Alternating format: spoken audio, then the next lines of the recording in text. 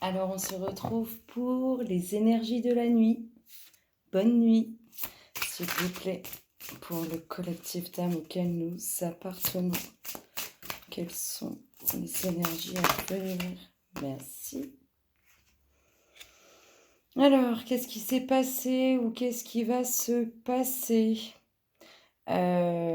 Changement de situation.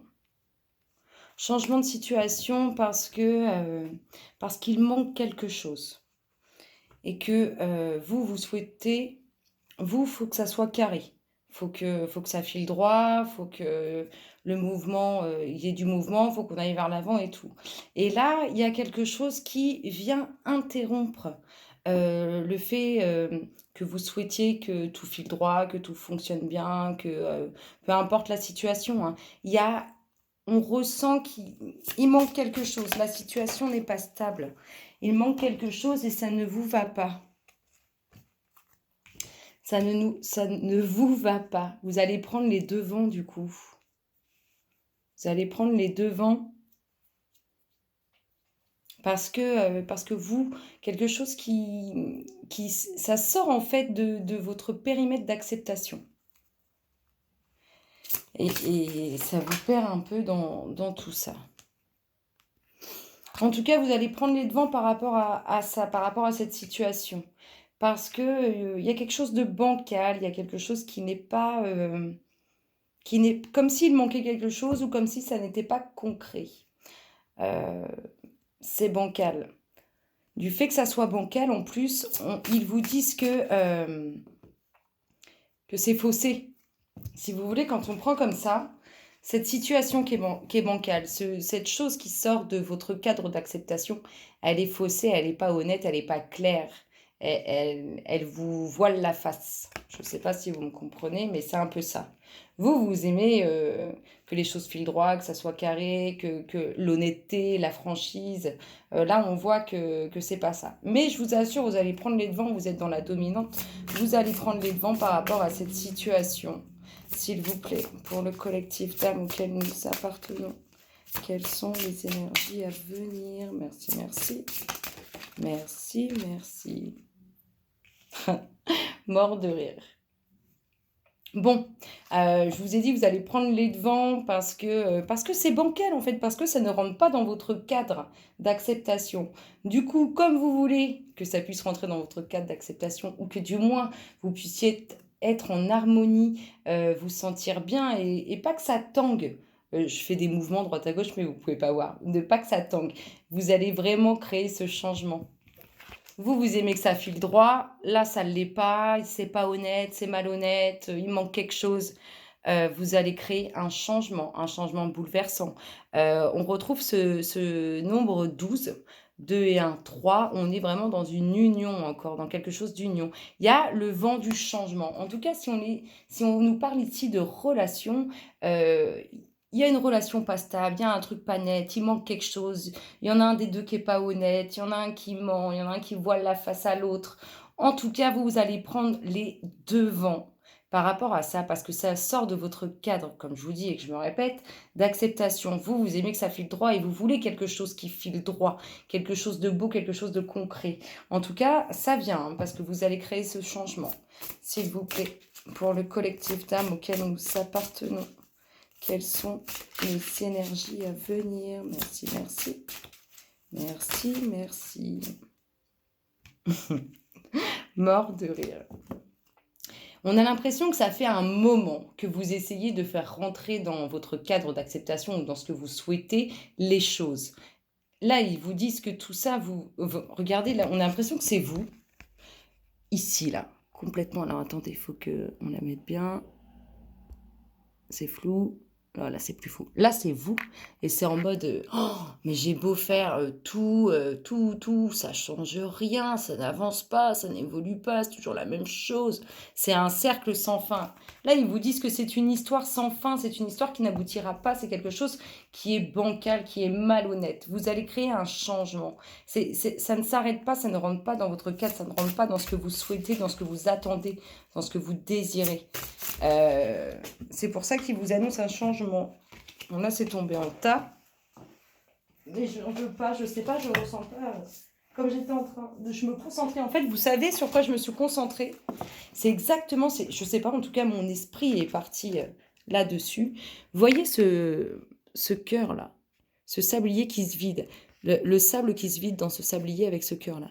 Et bien là, c'est vous. Le sable, c'est l'histoire sans fin dans laquelle vous êtes, qui n'évolue pas, qui n'avance pas, qui n'aboutit pas et qui est en train de partir. Parce que vous êtes en train de créer un vent du changement. Et du coup, vous faites partir cette histoire. Cette histoire qui n'aboutira jamais au bout du compte. Hein. Je ne sais pas si vous savez, mais ça s'en va, ça bouge, ça change, ça s'en va. Ça s'en va et ça revient. C'est fait de tout petit rien. C'est plus vieux que moi, ça, dit donc. Bref. Ça bouge, vous êtes en train de créer ce vent du changement, vous êtes en train de faire bouger les choses, vous êtes en dominante, vous allez mener la danse, s'il vous plaît, pour le collectif d'âmes auquel nous appartenons. Quelles sont les énergies à venir? Merci, merci. Hop là, ça voltige. Hein. Eh bien, voilà. Pourquoi c'était bancal aussi et pourquoi ça n'a jamais abouti? C'est parce que ce n'est pas...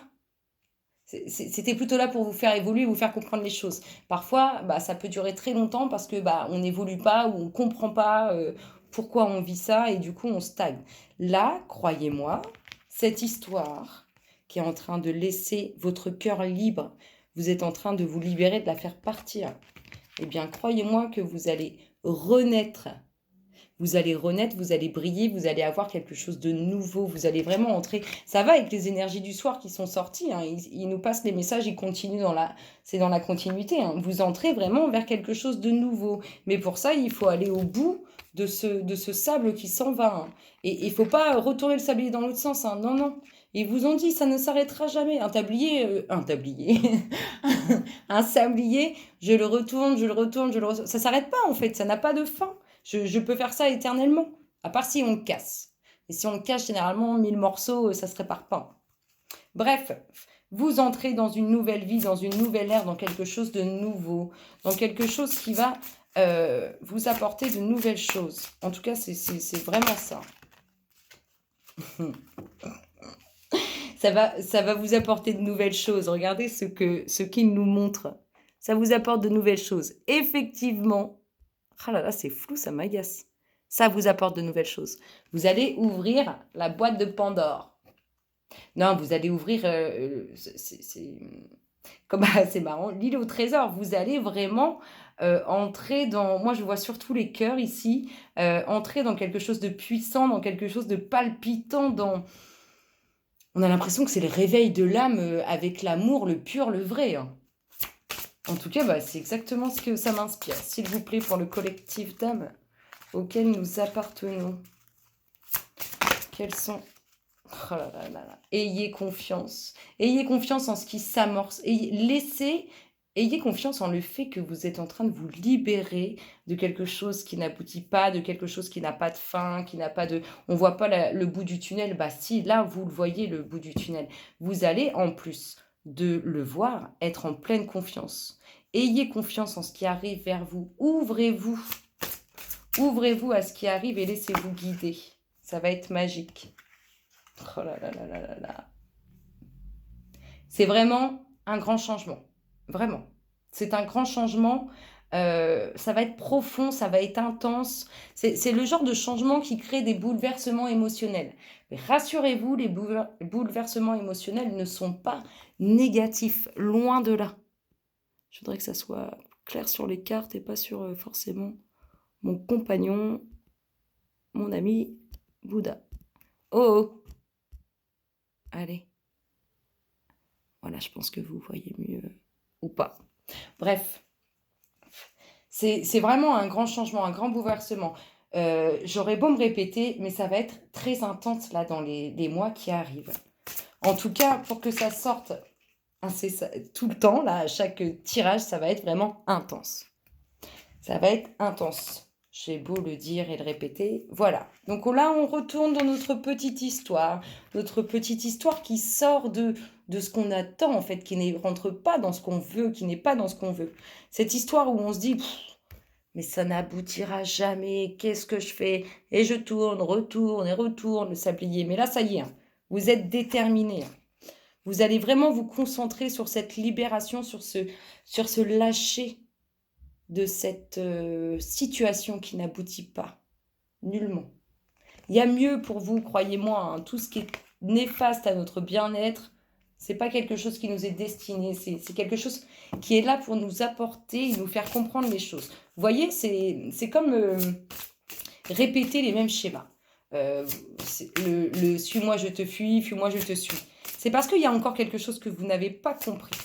Et tant que ça ne sera pas vous qui vous libérerez de cette personne, ça se répétera tout le temps et tout le temps.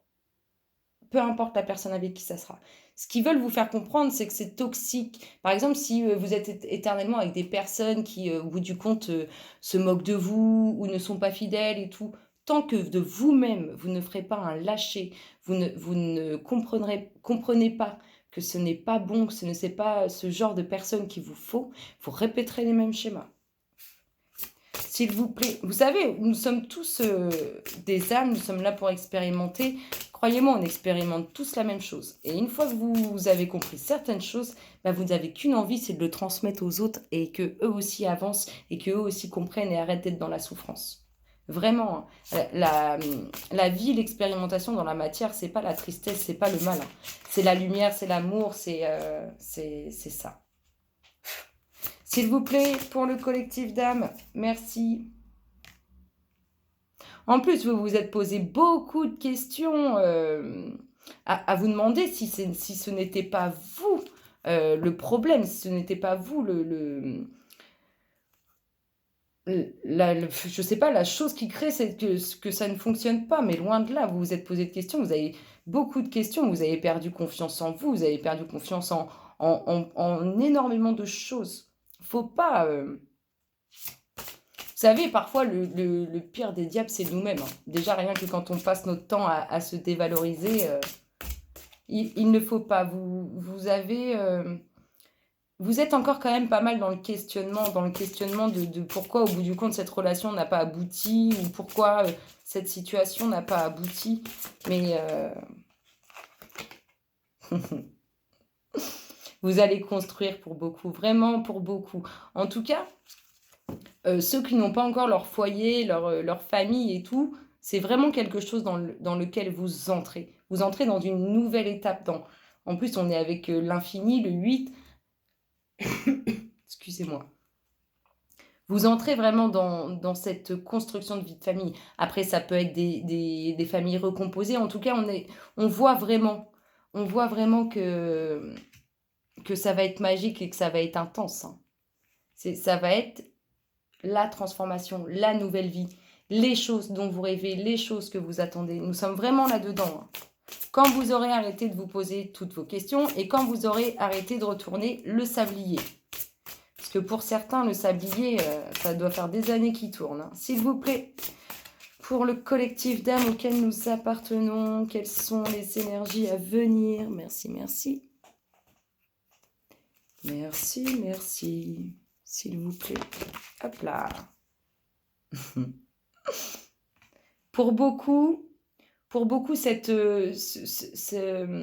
renouveau-là, cette nouvelle vie, cette lumière, je ne sais pas, appelez-le comme vous voulez, ce qui va changer dans votre vie, ça va être la réparation de beaucoup de blessures. Blessures de l'abandon, blessures, je dis l'abandon parce que c'est la première des blessures qui nous cause ces difficultés dans la matière. Mais vous allez pour beaucoup vous réparer, vous allez aller mieux pour beaucoup, vraiment. Oh là là là là là là là là. Regardez-moi ça. Regardez-moi ça. Et là, ce qui vient de sortir, ce n'est pas la situation du sablier, hein, loin de là. Par contre, c'est une fois le sable sorti de cette partie du sablier sans que vous le retourniez, que cette situation va arriver. Mais regardez-moi ça. Ce n'est que la récompense. Rappelez-vous, nous sommes avec le vent du changement, la connaissance profonde. C'est sûr que quand vous allez rencontrer cette personne, vous allez avoir un feeling du tonnerre et ça va aller très, très vite. Parce que qui dit âme sœur dit signature avant de descendre, dit tout ce que vous voulez. On peut l'appeler âme sœur. En tout cas, dans les oracles, ils les appellent les âmes sœurs. Mais là, on est dans quelque chose que vous avez signé. Donc, évidemment, vous vous connaissez. Évidemment, que vous en ayez conscience ou non, la personne qui entre dans votre vie incessamment sous peu, vous la connaissez. Vraiment.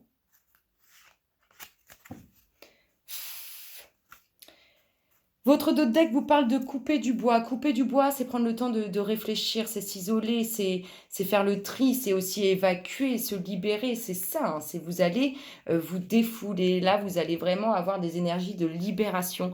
Vous allez expulser tout ce qu'il y a à l'intérieur de vous à travers cette métaphore de couper du bois. Vous voyez ce que je veux dire? Vous êtes en train de vraiment tout lâcher, tout extérioriser.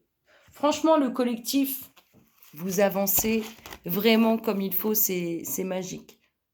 Moi, je suis très contente et on sent que les âmes vont aller mieux. Allez, pour changer, on se fait l'histoire de votre nuit. S'il vous plaît, pour le collectif d'âmes auquel nous appartenons. Quelle est l'histoire de la nuit? Merci. Merci, merci, merci, merci. L'histoire de la nuit pour le collectif.